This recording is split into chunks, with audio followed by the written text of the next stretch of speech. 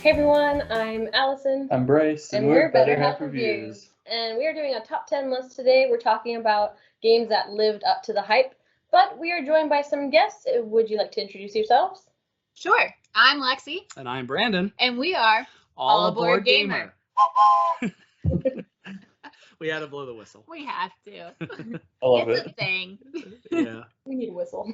Well, you have your owls. Where are your owls? They're actually downstairs because our son decided to play with them. So Oh, well, that's better. That's okay. That's a better place for them. that's fine. So where can we find you guys on social media? We are currently on Instagram, All Aboard Gamer, YouTube, of course, the All Aboard Gamer channel, and we are on Facebook, the All Aboard Gamer page. Those are the three main ones. Yeah. So if Very you guys haven't heard of them, definitely check them out. They have some good videos out, and they had a recent giveaway that I was really jealous I didn't win, but that's okay. That was super fun. It was really we had great. such a fun time with that. Yeah. Thanks for joining that, by the way. It was really cool of you. So let's dive into our list. If you guys want to start it off with number 10. This was a tougher list than I thought. We had to really look at our collection and say, It's always easier, I think, to pick out games that you think negatively of because, I don't know, I'm not a pessimistic person, but, negative things always stick out in my mind. I tend to remember those more instead of, pleasant surprises, I would say. So, yeah, it was a little difficult to put it together, but it's pretty good. They're all relatively, well, I don't know how old they are. Some What's of the them, oldest game? I don't really know, but Maybe number 4, maybe? I don't know. Yeah, we have probably, because hype is kind of a weird thing because hype, if you go too far back, then it might just be, like I said, people define hype a little differently. Plus, we didn't get really full into the hobby until 2018. 2018. So we kind of came into the midst of the big boom of board gaming. We've just kind of been riding the wave. And so for us, I don't know how you two define hype, but hype for us is sometimes it's like, well, this game's kind of a modern classic. And, if you haven't played it, you feel like you're not really a board gamer. Yeah. So I think a couple of our games on our list definitely fit that profile of hype, where it's an older game, but it's stood the test of time. And again, the negative ones are the ones that stand out the most. But I think we definitely picked a solid 10 here. I think that we're very hyped for us that turned out really, really well. That sounds like a really good way to make it up. I feel like a lot of ours are newer. Mm-hmm. Yeah. The way we kind of defined hype was just was there a lot of buzz around the game? Or it's like, well, we hyped up ourselves even. Yeah. Self-hype, I think, is part of that too. I'm glad you mentioned that. Self-hype is a big thing. Like, oh, will we like that as a 2-player, setup or something? You get hyped up. Yeah. Yep. All right. I'm hyped up for this list. Yes. This is going to be fun. I really do think that. You want to start off with our number 10 then, sweetie? Yeah, sure, sweetie. Okay, darling. She's really my better half. So just saying, I love your name. Yeah, I know your name is awesome. Yeah, that's really cool. Yeah. Okay, so on number 10 is an older game, a lot older, but it was republished. And I never played this game growing up, but you had, right? I did. You did. Yep. And so we were late to actually purchase this game because I was kind of like, it's kind of like Mousetrap. There's not a strategy.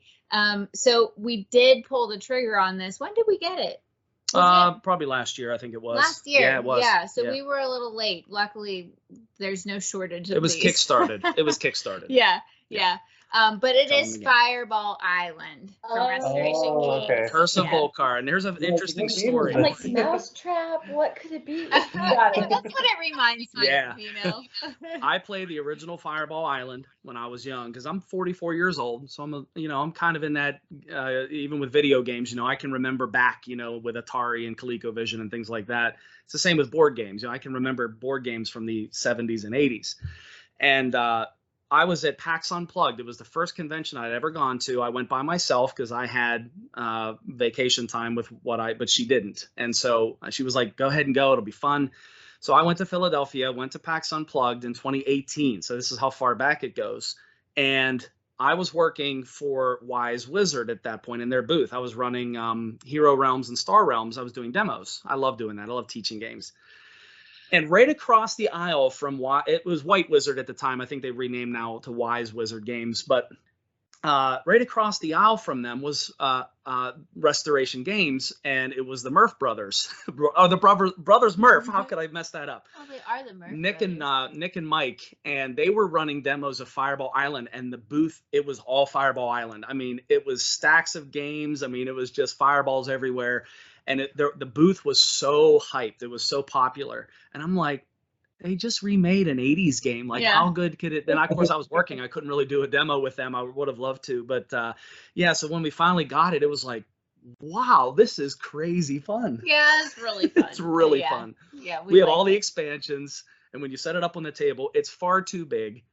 It's far too imprecise. If you don't like imprecision in your games, you're not probably going to like it. But it makes a mess. If you approach Fireball Island for what it is, it's a crazy amount of fun. It's a crazy good time. But yeah, I think that one qualifies as being pretty hyped up. It was a Kickstarter. It was an old game. It had a good bloodline. And Restoration Games does a great job, and the game is really good. Yeah. So that's one that we've heard a lot about, and like I kept seeing it everywhere when it was first released, and then recently they actually got those copies at Target, and people were like, "Go buy them quick before it's just the dumbed down version." Yeah. But yeah.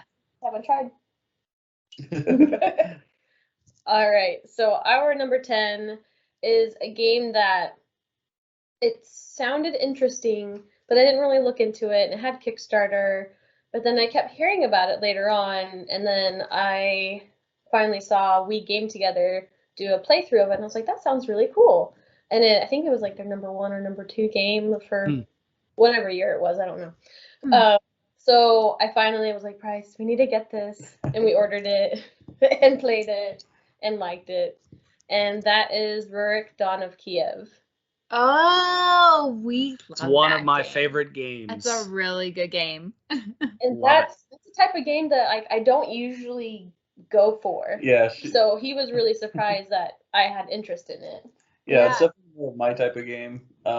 Just with the strategy and the kind of the area control. Not bad. What really drew you to it? Why did you like it? I liked that action selection board when I saw them playing it, and I was like, oh, that's really intriguing because you have to try to figure out which actions you want to take, but depending on what meeple thing you put down, you could change the order. So that was really interesting. Not that I'm really amazing at playing it. I might have won our last game. I don't know. But it just sounded interesting, and it was really cool to try it out, and I think it lived up to the hype. And then we backed the Kickstarter for the expansion, which we were waiting for. So did we, and it's shipping. I think I just got I backed it as well. We backed it as well. What is that? Stone and I don't know. Stone and Blade. Stone and Blade. Yeah, really looking forward to it. Yeah, this is another one that's like the area control, but the bidding. That bidding board is made just it a little more stellar. Interesting. Yeah. That's a Stan Kordonski that can work well with 2 players. That's how we played it. It does play well at 2. Yeah. Because the board shrinks, and then you have a different side of the board for your bidding, which makes it tighter. And I like Stan Kordonski does a great job. We're really looking forward to Endless Winter. That might be on our list for next year, depending on when it comes out. As far as hopefully it lives up to the hype, though. But we were like chief backers. But we really like Stan. He's just got some really great designs, and Rurik is one of them. So yeah. Endless Winter is a little bit of a sore point because I backed it and I was like, I don't know if we should. So I went down to $1, and then just the timing of it, there was something else that we wanted to back, so we did keep it. And I'm like, if I had kept that $1, I would have been all in. Yeah, we went all in because I knew it was Stan, and I got to like mess with it. And I can't talk about it. We can't even mention what we have, but we have a big surprise coming in line with that. So just to tantalize everyone, we have a surprise that's related to Endless Winter, and that's all I am allowed to say about it. So I'm shutting my mouth. Now you got hype for that too. Right? I know. Awesome. Right. So number 9 is we love Capstone games. They're just knocking it out of the park for us right now.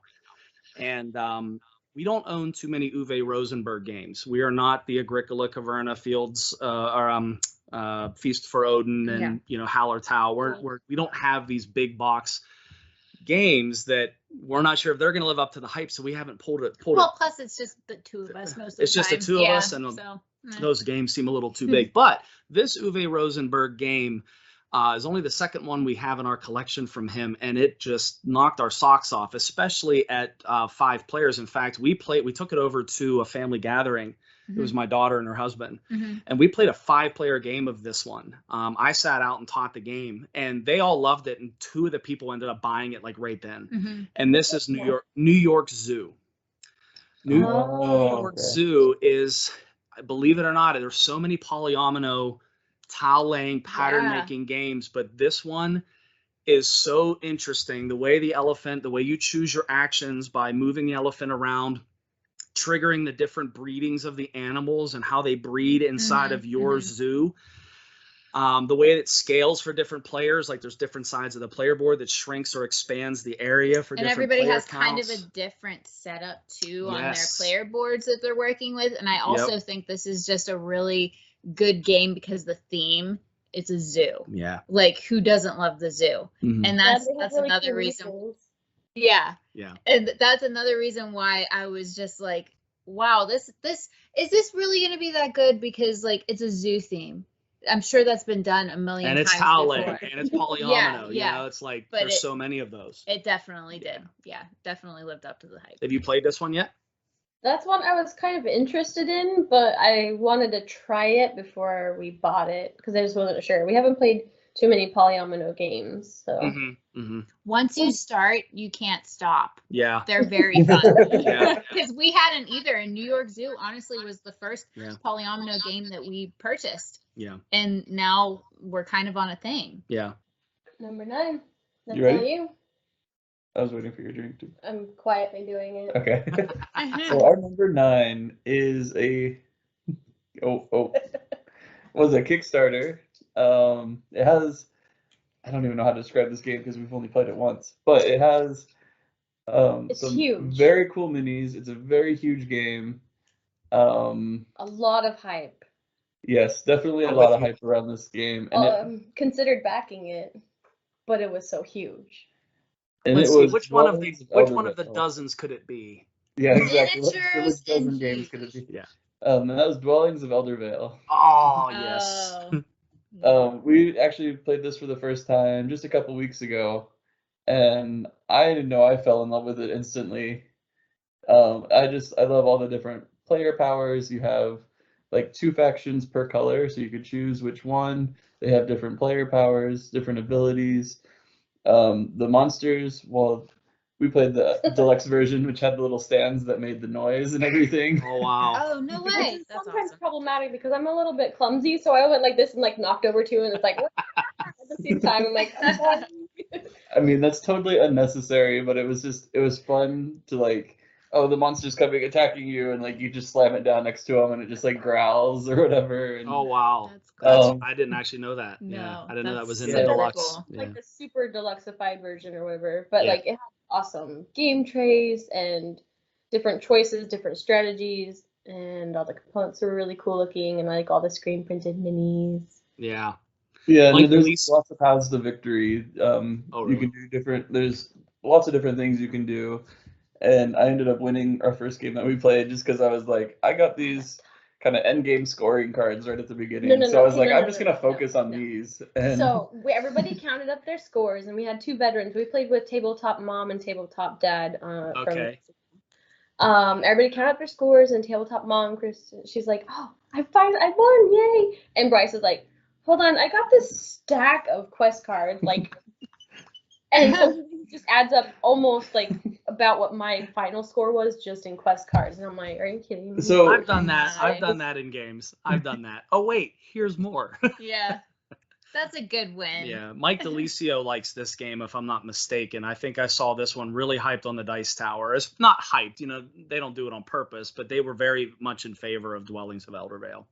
Yeah, we were glad to try that one because it was like everybody's like top game of 2020, much, even though it hadn't been out that long. And so, yes, it did definitely live up to the hype, at least for us. Good. I just keep thinking about it and thinking, okay, when's the next time we can play this, and what strategy am I going to use? Yeah.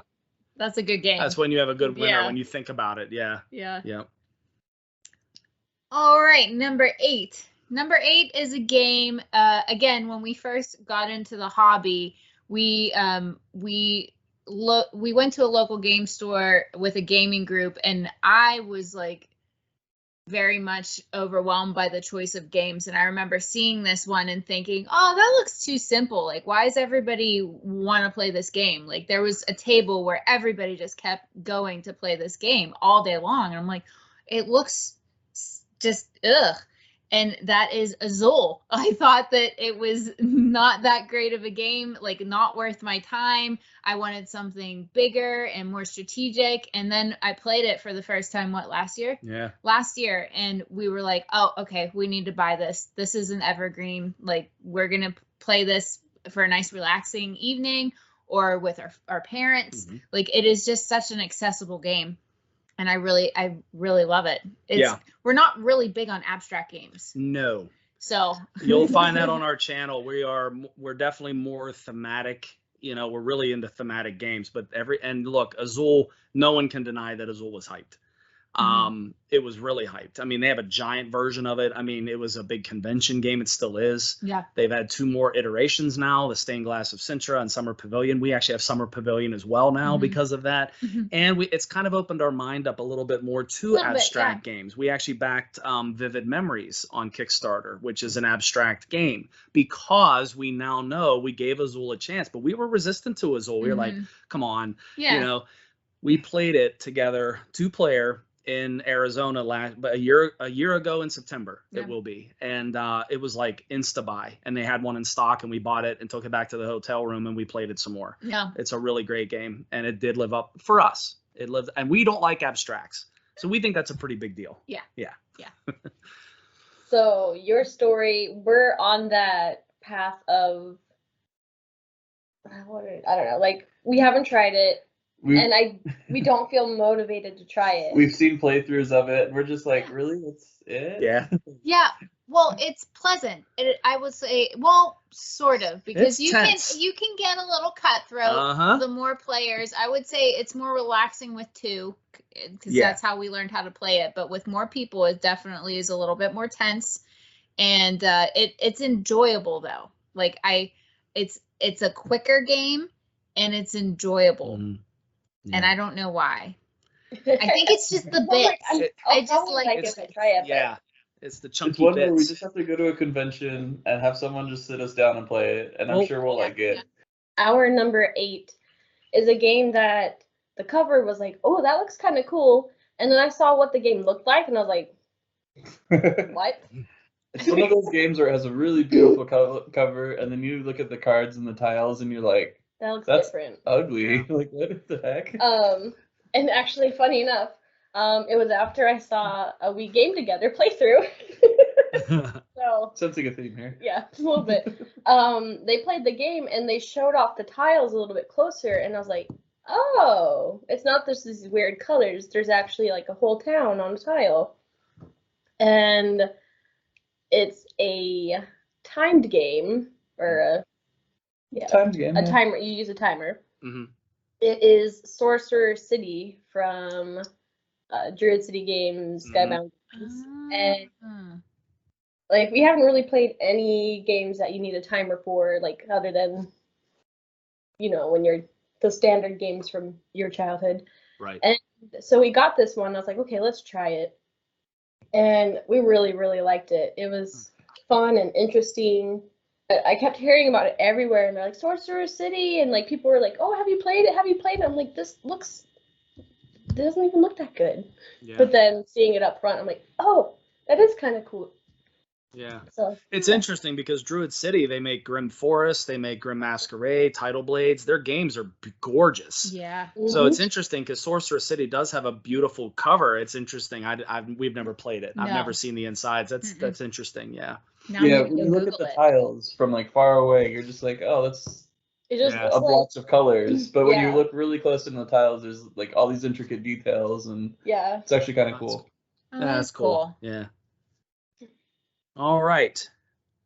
Well, our number 7, this one was definitely hyped. I think mostly on the Dice Tower when we watched their videos. I think it was Tom. Tom really likes this one. Tom Vassell. It's Ravensburger, publisher, and of course Prospero Hall as the design studio. Prospero Hall is just knocking it out of the park. I mean, you walk into Target, the best games are the ones, it seems like we have Back to the Future, we have Jaws, and we have this game, and it's a co-op. And as far as co-op games are concerned, we don't have a ton of them, but this one's Horrified. Horrified very much lived up to the hype. It's such a great co-op game. It doesn't really have the problem of like the Table Captain, because each player, it's so easy to see what you need to do, and it's easy to cooperate. Some co-op games, if they're too complicated, you end up sometimes with that Table Captain kind of thing where they're directing everybody to do their thing, and it's not fun for everyone. Horrified isn't like that. Yeah. It really did live up to the hype for us. Yeah. Tom is exactly right. I think Sam Healy, when he was on, liked it. I think Z Garcia liked it too. Horrified is quite good. Yeah. So Our number 7, right? Our Yep. number 7 was mentioned in passing already, but it's not a crossover, at least as of yet. I don't know. But this was another big Kickstarter, very hyped. The Kickstarter Deluxe Edition came in a very big box, just not very big this way and fat, but very wide. Oh, okay. Yeah. And it's a gorgeous game. And Yes. that is Tidal Blades. So Tidal Blades, you are these champions, or you're trying to become a champion, and you battle in different arenas. You're battling monsters to gain points and to become the champion of Navari, I think is the Something land. like that. But it's just a lot of fun moving around to all the different boards. It's a huge game. It takes up Oh, a huge yeah, oh, footprint. But every board has like its own unique thing to do, and it has a lot of strategy, which is something I'm drawn to. I'm gonna say that like multiple times, I'm sure. One like everyone was talking about it on Kickstarter, and that's one that we didn't actually back. We late backed it. Or no, wait. No, yeah, I think so. Yeah, we late backed it. And it was beautiful. Like, I'm a sucker for pretty looking things, so I like games that look pretty, and that one was gorgeous. And I like the theme with it. Like, you have the map on the inside of the box. Yep. At least in the big box. I don't know about the smaller box. And you have like this story of these monsters attacking and them having been banished into the fold previously, I think is really interesting. Yeah. And it was Yeah. Bryce's #1 pick for 2020. So it lived up to the hype, I would say. I thought about this game. It's the first game I thought about. So maybe you could say this is Brandon's like first honorable mention. The reason it's not on the list is because she does not like this game that much, and I wish it weren't so. But in my defense, we only played it at 2-player. I've only played it at 2-player. We had how many was it? 5. You did a 5-player. I sat out and I watched, and I felt like everybody had a good experience playing it, but it didn't live up to the hype for me. Not saying that it's not a great game, but it just didn't. And we don't like I don't it know at why. 2. I don't. What are your thoughts Yeah, on? I didn't like it. Oh, at I 2. hate I don't like third ghost players that Yeah. just arbitrarily move up the track. To me, 2-player is just no good. What do you think? Usually when we play a 2-player, we don't even use the ghost player, just because Oh. we're like you, we don't like that kind of arbitrariness. Or, well, we use them, but we don't. There was like some method where it's like, if you're behind, you all lose. Yep. We don't really care about his score or whatever. We play it, and like he may take up some spots, Yep. make it interesting, but that's what we do. Yeah. That's a good way to We're do just it. still playing against each other. We're not playing against the ghost player. But yeah, I Yeah. do like it with like 3 players. Yeah. Mhm. Or yeah.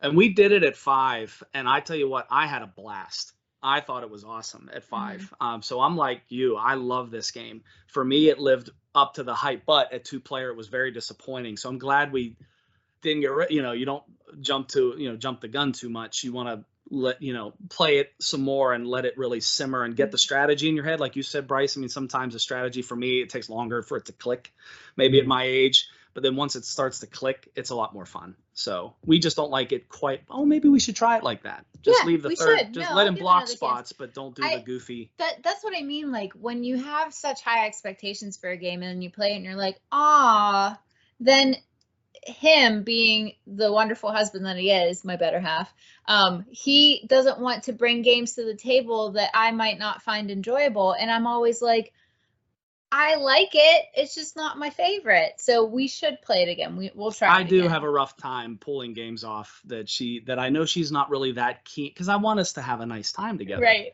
You know, I just do. I just do.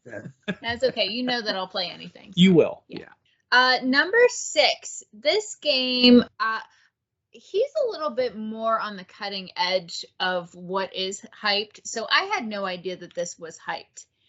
But I do remember seeing pictures of it. I didn't know what it was called, but I remember thinking, oh, that's cool. That's a really cool mechanism. And it has gears on the board, multiple interlocking gears. And it was fantastic. I loved it. Tzolk'in from CGE. The Mind Calendar. The Mind is Calendar. The full name. Yeah. Yes. And I loved this game. I think we only played it once, right? We only played once it or twice. Yeah, that's Maybe why twice. we won't do a review on it, because we haven't played it. So enough, we need to play it again, but it worked really well at 2 players. I want to do it with multiple players. Well, how many does it go up to? 4 I think or 5? 4. 4. I think 4. But I love this. You talk about a very thinky game of risk and reward, of when you're going to do something, how long are you going to wait? And it's just, ooh, yeah. It's so worker, many choices. yeah, it's worker placement. And yeah. so when you put a worker on a wheel, the longer they stay on that wheel, the bigger the reward is. However, on your turn, players must retrieve a worker. And so if you put all your workers out too soon, now you're forced to take one off, and it might not be where you need it to be or want it to be. And it's very puzzly. And this was one that was probably self-hyped. Was it? Yeah, because Okay. I don't remember public hype over this. I just don't. Okay. But it's CGE, which is automatically, and it's Daniele Tassini, who is one of my favorite designers. He's great. And he's Brandon hyped. Yes, but here's the thing. On our Instagram, it might have been, or maybe it was YouTube, people kept putting in on the comments, you got to try the Tzolk'in. You got to try Tzolk'in. And that's where it kind of got hyped for us. And we already owned it. I mean, we already had it on the shelf. We'd already bought it because of hype. Yeah, it took a while to get it to the table. It was almost like it took hype for us to get it to the table. And it's like, whoa, this is really good. Yeah, it is. So yeah, Tzolk'in the Mind Calendar is a fantastic game. That is another game that we have not played. I see people like post about it and like paint the little gear things. Pretty cool. But yeah, that's one that we haven't looked into much and haven't tried it yet. Yeah. Yeah. I wrote it down though. Yep. It's a good So one. if you like worker placement, we love resource guide. It's farming. It's a nice theme. It's abstracted. I mean, my goodness, you're moving around. Your workers are moving around on a gear. I mean, it's really abstracted as far as the theme is. It's a little weak, but boy, I tell you, mechanically, it works really well. So moving on to number 6 for us, it is a game that I heard about and it like was in stock and then it was out of stock so quick. I could not find it anywhere. And I kept waiting and waiting and waiting for it to come back and trying to check all these pre-orders and not have to pay a bazillion dollars for it. And then they're like, hey, it's in stock. It's at Barnes & Noble. I went that day to go get it and bought it full price. Well, I know with my tiny little discount from Barnes & Noble and played it and loved it. And that is Lost Ruins of Arnak. I was thinking that because it's right by your head. But I just recommended this to a coworker of mine, and I'm like, oh my gosh, it's out. Like, you can't get it unless you feel like paying a whole ton of money for it. But yes, we love this game. Excellent choice. So I'm more in love with it than Bryce is, but like I love that, you know, the worker placement, there's only 2 workers, so you're like, okay, you really have to plan it out. And it looks gorgeous, of course. And I just love trying to tinker with it and figure out different strategies. And I haven't tried the solo mode yet, but I'm excited to try that and like the solo campaign. And then they now have an expansion coming out, and like pre-order that before it disappears off the shelves. Yeah, I haven't ordered it yet, so maybe I will. But yeah, I like the game. It's fine. This one is one Allison is more hyped about. Allison likes a lot more than I do. My biggest criticism is it feels like you have to work your way up on the track on the side. I forget Yep. what it's called. The research track. Research, yeah. And if you don't do that, I feel like that's the only like viable path to win the game. If you see, and that's my biggest criticism of it. But I like the game; it's fine. Yeah. yeah. So it lived up to the hype for me, and I had to have it. I had to have it. I had to have I think the it. expansion is really gonna. I think it's adding leaders, expedition leaders. I think that's the name of it. I forget, but it looks like it's gonna fix some of the things that I was hoping it was gonna fix. At least reading up on it, it looks like it will. So I was very. I glad. feel like people are going to say it's essential once people get it. Yeah, Yep. I'm excited for the expansion. So even though I'm lukewarm on the game, I'm still excited for the expansion. So I can go pre-order that. Yeah, go ahead. All right. Our number 5 is a game that is still hyped. It's in the top 100. We were late to this one. We had missed the first Kickstarter, but the year after we were really into the board game hobby, we've always played board games, but I mean into the hobby, then we found it was one of the first games we backed on Kickstarter, and we backed at that point. There was only it was the first expansion that was being kickstarted, which of course you could order the base game, and I was like, and again, PAX Unplugged was one of the places that helped because they had a demo table set up. It was Starling Games, probably already know what it is. James A. Wilson. It's behind you. It's right above your head, Allison, and that's Everdell. Oh my goodness, Everdell. I never win this game, or very rarely, and I still love it. And it's to me. How can you not? The animals are so cute. I don't always have to win, but I know for a fact that when I can play a game and lose at it consistently and I still enjoy playing it, that's a winner for me. Champions of Midgard is like that for me. Star Wars X-Wing is like that for me. I can fly my ship around and roll dice so terribly, and yet I still enjoy playing it. Yeah. Everdell is that for me. Lexi beats me constantly. She's even well, your daughter is like the queen at this game. My daughter Brittany loves engine building games, and Everdell was no different. You put Everdell in front of her, it just clicks for her. But I love the variability. We have Spirecrest. We just backed a collector's box and all the. And this definitely was a game that I think we thought.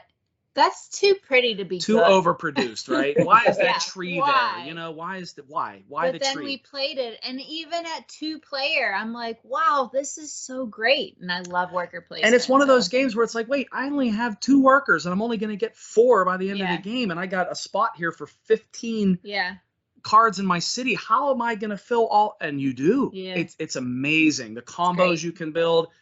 Everdell for me absolutely lived up to every bit of the hype, and it's great. Still is. It's great. Yep. Preaching to the choir. Yeah. Just like. Yeah. And our number 5 is not Everdell. Oh, that was a good trick, I bet Bryce. It's higher. Yeah, it's higher. Our number 5 is a deck building game, and it was actually the first deck building game that we really liked. We've had played some deck building games before, and they're okay. We weren't super hyped about them. But this one, we were wondering which one to get first. Get the original or get the one that's in space? Because everyone would talk about both of them all the time. And so we were like, okay, we put out a poll, and everyone said get the one in space. So this is Clank in Space. Yeah. Yep. And I didn't think I would like this game because it looks kind of weird, like all those it just doesn't look that great in my opinion. And it's just like, in space, sometimes there's hit or miss for me. But, well, and deck builders had been hit or miss for us too. Yeah. Just because we didn't like the straight deck building game, but we've come to learn from Clank in Space that we like deck building combined with other mechanics. A board. Yeah. A board, like the retrieve something. I forget the name of the mechanic. Pick up and deliver. Pick up and deliver. Thank you. Yeah. Or just that like race kind of aspect to it with the deck building is just a great combination in our opinion. Yeah. And it really truly lived up to the hype of everybody. It was like, get the Clank in Space. It's so good. Yeah. You need to start there. You need to try it. We have all of the expansions. Well, we didn't order. I don't know if it's out yet. The one that did that come out in the summer? There was a new one, but we have Oh, the 2 expansions, and then there's a third one. I can't remember if it's out or not. But yeah, And we just love this game. It's interesting because I really liked Clank in Space, but I bought Clank because it was easier to teach my love. And I love Clank, and I'm the same as you, Allison. I was like, oh, I don't really like deck building. What's deck building? First of all, that's like when you were talking about Clank, and I'm like, what? It's so weird. Why would yeah, I had no idea, but I do enjoy it now as a mechanism. Not the only thing that I'm relying on, and I love Clank. I think I beat everybody handily last time we played, and I'm like, oh, I didn't even think that I liked deck building. We all got stuck down below and everything caved in on us. It was awful. Yeah, Brittany died. It's fine. Clank and Space are one of the things that I've like. I don't know if I've ever won. I usually die, or I do terrible at it most of the time, or it just doesn't work out. But I still love it and I play it, so that's. It's a really good game. And then we bought the Clank Legacy. We haven't played it yet, but that one is also another hyped one that we haven't played. So obviously we can put it on the list, but I'm wondering if it lives up to it. So that's cool. Yeah, number 4. Oh, okay. So this one, I think I have no idea when this was released. The 2011, 2012. Yeah, this is definitely the oldest one that was hyped.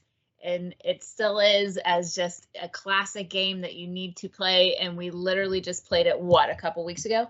This is a Ravensburger game. And it's a Stefan Feld game.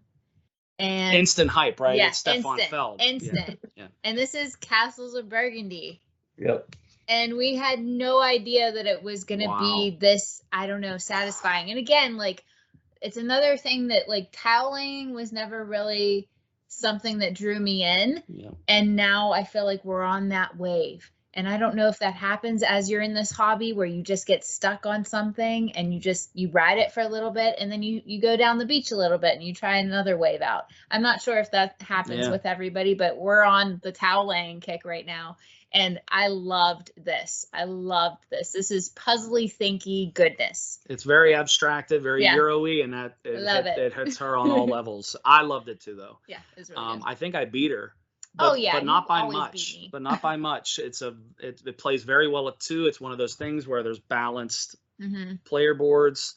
But yeah, it's tense. The tiles are so much variation in how the tiles score and how you do it. But it's a classic Feld game, and it was interesting. The reason I brought it to the table was because our favorite local game store, one of them, we have 2 in our area that we really like, and I know both owners. Eric, the owner of the Four Horsemen that we go to, he was the one that said, listen, if you don't pull out Castles of Burgundy soon, I'm going to pull my copy out of the back and I'm going to force you to sit down and play it. You need to play this. Yeah. And I went, all right, man, like relax. So it was actually funny because it was like hyped. Like a few days before I said, okay, fine, let's pull. And we have the 20th anniversary edition, it has literally been sitting on the shelf for how long? I don't know. I don't even know. You buy these games because you think they're going to go away, right? You never know. And so I was like, well, and it was great. It was great. Oh, I loved it. Goodness. Have you played it? Nope. I keep hearing about it, and one day I might try it. I just can't get over how ugly all the Feld games look. It's terrible. Oh yeah, I know. Doesn't matter. That's probably that's kept me back so far. Even the 20th anniversary, even the 20th anniversary edition, you'd think that they would spruce it up a bit. No, it's 20th anniversary ugly. I mean, it's nasty. I know. I kind of held out for that. I was like, okay, show the inside, and people finally showed it. I'm like, is that better? It was a little box art change on the front of the main box, but I tell you what, I wish we lived closer. I wish we weren't 3 hours apart because we could have a fun gaming weekend because we could introduce you to some of these. You could introduce us to some, but maybe for a convention someday. Yeah, that'd be cool. Okay, so number 4 is our first crossover, and this was our first Kickstarter.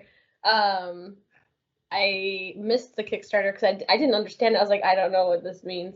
But then there was the late pledge, and I was like, can we do this? And we did it because I saw the game and I kept hearing about it, and I'm like, I didn't study how it works, like the mechanics, but I was like, I know I'm going to love this game. She will buy a game if it's just pretty. Well, no, I'm a Yeah. little bit, I'm better now. I'm more. She's better now, but back when we first backed this, it was like, this is pretty. I'm gonna buy it, and I know I'm gonna like it. I just knew, okay, and it is Everdell. Yes. Yeah, we knew it. I knew it. Yay. But yeah, so I was like, I saw it, and I'm like, I love how everything looks. This is, I don't even know how it plays, but I know I'm gonna love it, and I did. Yeah. And I'm glad I joined that hype train. Yes. You're lucky. You roll Yeah. the dice because that doesn't, as you know, it doesn't always work out. I got lucky, yes. We've But had yeah, some- so now we're waiting for the other Kickstarter so we can have everything. And All we've in one done box. yes. Yep. We've done games where we played with multiple expansions, and it's crazy and epic and fun. It but is, and you know what? It doesn't add any more complexity. Mm-mm. In my, it's It amazing. doesn't. I think I did a video on expansions, and there's a right way to do an expansion, and there's a wrong way to do an expansion. And for Everdell, it seems like they just hit Mhm. the right way to do an expansion. The other company that does it is Garphill. Yep. With the West Kingdom series and their games.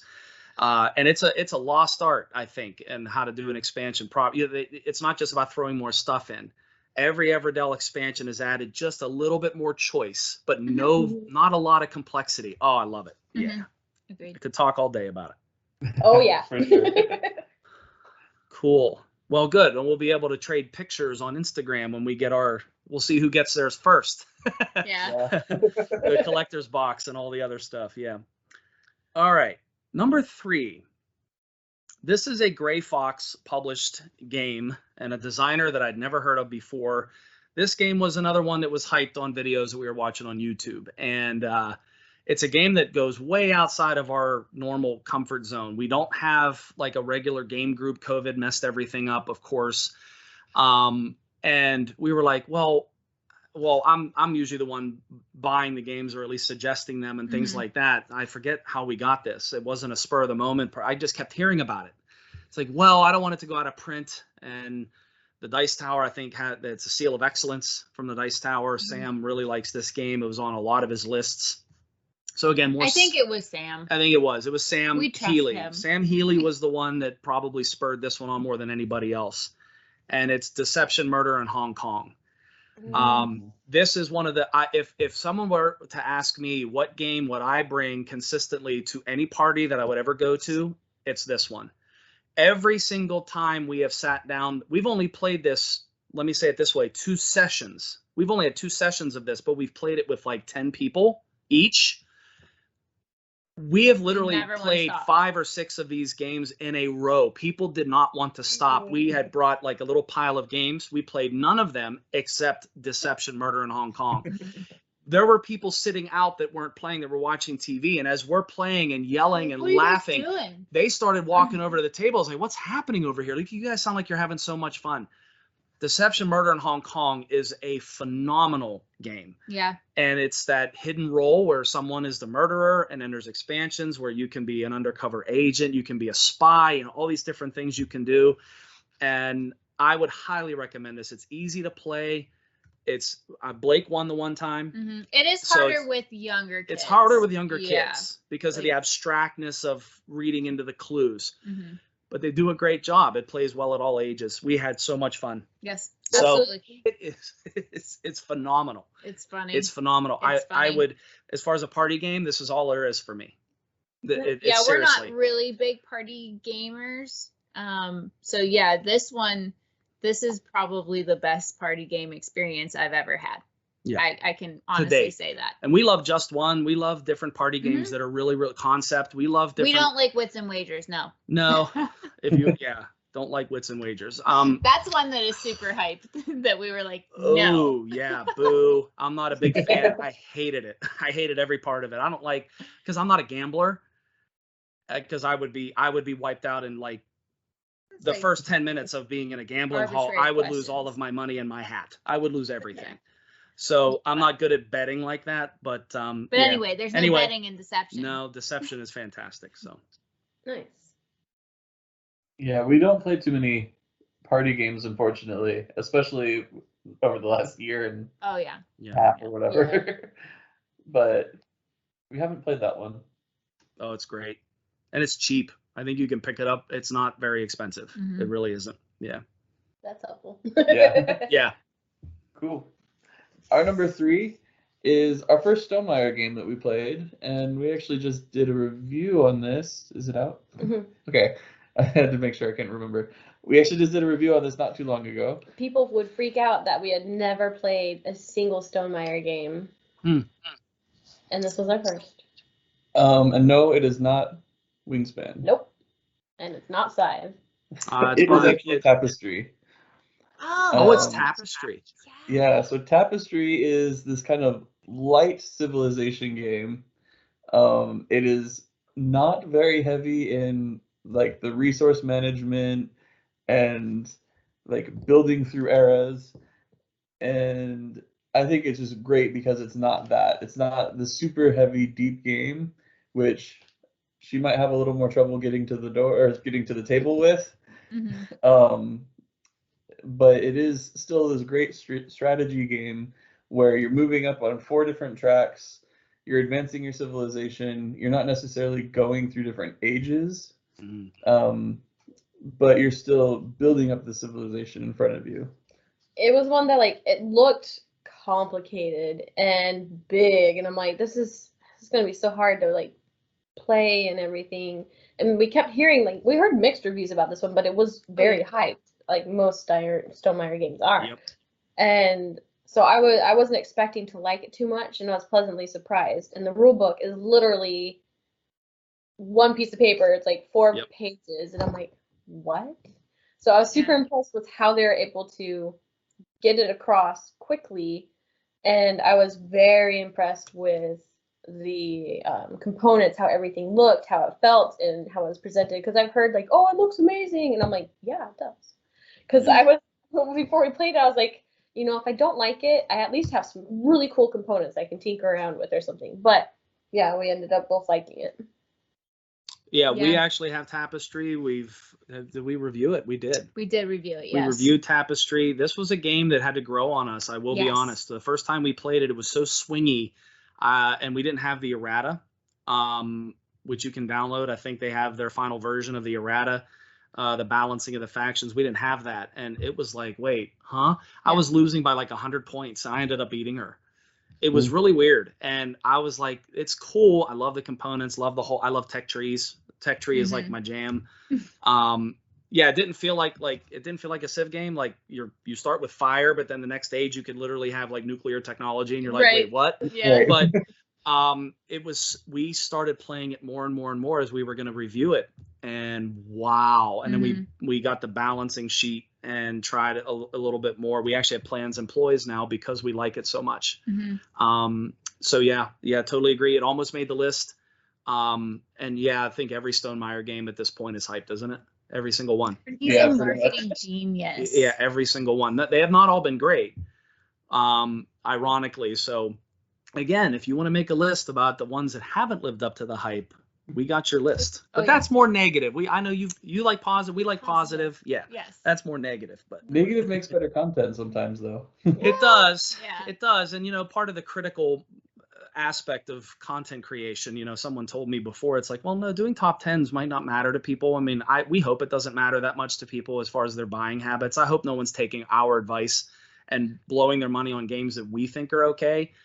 It's entertainment, but at the same time, it helps us really analyze and critique and look at really deep into the mechanics. Sometimes we play games and we have a notebook next to us and we're like taking notes because you want to remember those things. And it's not always easy to do that. So yeah. Good choice. Yeah, very good choice. Love Tapestry. All right. Our number 2 is a crossover. Woo. And it's Lost Ruins of Arnak. I loved it.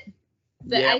I don't even know how many times we played this game, but A bunch. I recommend it to so many people because I think that it's just the whole theme of it is cool. It intrigues me and it makes me want to play and explore like I'm Indiana Jones or something. Yeah, it's awesome.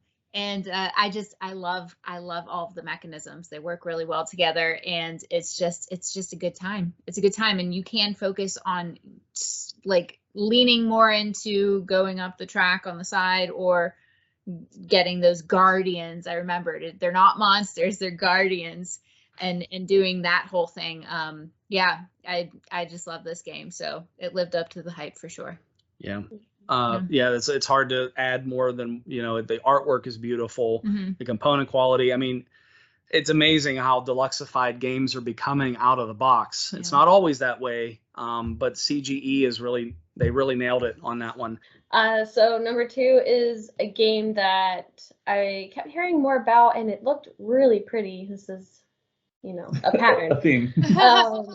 But it's from this designer that I didn't really know, and when I started to like focus getting a little bit more into the hobby and be more aware of like hype, and I was like, well, this looks kind of cool, and it had some different type of mechanism with worker placement that people were saying, oh, this is very different and new, and you put a worker and take a worker, and it was Raiders of the North Sea.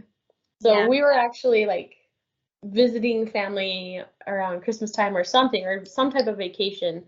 And I was like, Bryce, can we please buy it? We bought it while we were there and played it. I was like, oh my gosh, this is so cool. And it came with metal coins. That was like our first game with metal coins. I'm like, did we accidentally get like the Kickstarter version? Like, this is so cool. I didn't know that every version of it got metal coins, which is also super cool. But yeah, so we really liked it, and that introduced us to Garphill games, and we just kind of jumped down that rabbit hole a little bit. And so that's Raiders of the North Sea lived up to the hype, and we're still riding that Garphill Games hype train. Yep. We now have all the expansions for it, and we agree that the expansions make it even better. It's not more complex in any way, but it just adds more stuff to do, more stuff you can do, and just makes it, like we talked about with Everdell, just makes the game better. Yeah. Raiders is one of my favorite games of all time. I'm always willing to play it. And in fact, we love their game so much that it would literally take up 4 or 5 spots on any of our like big lists. We had to start putting them we've together. started to put like the West Kingdom series just together as a trilogy in a slot, because like it would take up 3 slots because we liked all 3 games so great. Yeah. I probably should start doing that, because we've had some lists where we had like 2 of them and we're like, oh yeah, so yeah, maybe we have to do that with like our Red Raven games, and then like the West Kingdom games. We're like, okay, we can only pick one of each. We have to limit ourselves. Which is very difficult. That's just like West Kingdom and Red Raven. All right, number 1. It's a game that's already been mentioned. Oh, has it? But hasn't been on a list. It's not a crossover. Oh. It's been mentioned, but it's not a crossover, and it's a Stonemaier game. And my daughter's going to be so happy when she sees this video. Favorite game of it's all her time. Favorite game of all time. She crushes at it. It's an engine building game, and it is Wingspan. This game, we came into it, and it's ironic too, because it was the first game that Stonemaier, and we didn't even expect it. Remember, it showed up and we had no idea. We were very small time, little presence on Instagram. We weren't really making a ton of content. And Wingspan showed up in the mail. And it was like, you can review this. And Jamie is known to support even very small fry content creators like us. No, he didn't want to see the video. He said, review it, on your timetable. And you don't send me the link to the video. That's how he stays neutral. But he picks random. There's a list you can sign up for. I don't know if you're familiar with this at all, but sometimes he does a random pool for reviewers that get pulled, and I must have done something, and we were randomly picked, and I forgot about it. And but Wingspan, we haven't played it for a little while now because it was so hyped. Our first game of it was a 5-player game, and we really liked it. And as far as games that lived up to the hype, I don't think we could have put a higher game than Wingspan on our list. Yeah, I You mean, know, goodness, for- it was so popular. Yeah. Like everybody was Wingspan. It was winning so- awards that it shouldn't have Yeah. won. Like, Yeah. honestly, I was like, wait a minute, how does Wingspan fit into that category on Board Game Geek? But, you know, Yeah. that's how popular it was. I think my daughter helped with this because we played it a lot with her and her husband. All she ever wanted to play was Wingspan. So we did get a lot of plays in, lose all the time. I constantly lose, and it's because of those goal cards you get at the beginning. I always get ones that are just like, Ridiculous. I can't even do them, you know? Yeah.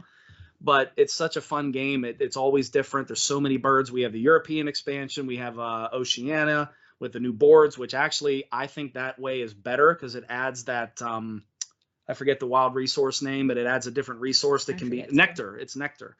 And or no, it isn't. Yeah, it is. Yes, it is. Yeah, it is. Anyway, but I love the different strategies. I like the tuck strategies if I can get them. But there's so many different kinds of strategies. Sometimes they flop. Sometimes they work out really well. I don't know. It just has a lot of dimension to it, a lot of strategy, and it was super hyped. Still is. It's great. Wingspan. Agreed. So we haven't played that one, and it's another one that I just have not felt motivated to do Yeah. it. So I'm like, okay, cool birds. But I mean, I Yeah. know so many people like love it, and so I'm like, if someone sits me down and makes me play it, I'll probably like it. But I've just been one of those stubborn people and I'm like, nope, I'm good. I haven't played Wingspan. And when you brought up all the awards, I'm like, yeah, it's taking over. I'm like, that game should not win that award. But anyway. I felt the just same. thought it was too hyped that I'm like, it can't be that good. It's just too hyped. Like, for me, at least when we first started like learning about it and stuff, I was just like, this game is just so hyped, it's just gonna fall flat. Like when someone overhypes a movie for you and you're like, yeah, that was good, but it wasn't like great like you were just making it out to be. Yeah. And I think that's like one reason why I just have kind of been cautious of it and just been like, I'll play it eventually. I don't need to Yeah. buy it. Well, that's Yeah. one thing that I think is funny about each like our lists and stuff. Like most of the things that you're talking about, I'm like, I've heard about those. They've been on my mind, but I just haven't gotten around to it. I don't feel motivated because there's so many other games. So Oh, it's interesting to like have such different lists and see that. It's like, oh yeah, we should try that one. Oh yeah, that one too. Yeah. Well, and it's And I- interesting what a crossover has been too. Yeah, yeah. Because ironically, I think there's only two that you've mentioned that we don't already own or haven't played. It was Sorcerer's City and, well, we haven't done your number one yet, and Dwellings of Eldervale. Yeah. So it seems like we have and I saw your rack or your Calyx behind you, and it does seem like we have very similar taste in games, but it's neat how different our lists are. Right. Yeah. Yeah. Well, With this is me. that, Our is number it? one, I don't remember.